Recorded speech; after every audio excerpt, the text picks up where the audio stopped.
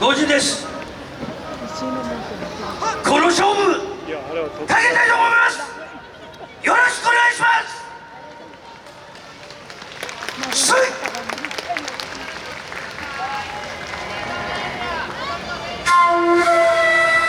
この儀を胸に合図を守れ。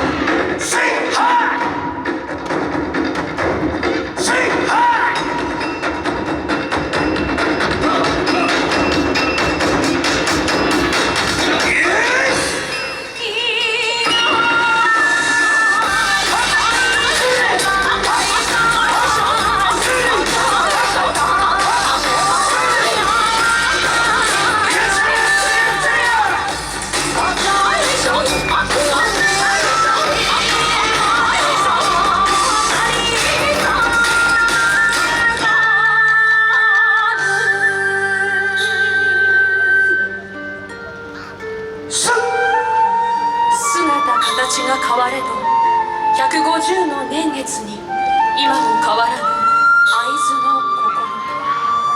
今その心で何を思い何を願う。磐梯山の麓で戦った東尋だこ。小さな体で負けるものかと勝ち取った勝利。忘れるなその心、忘れるなあの日の約束。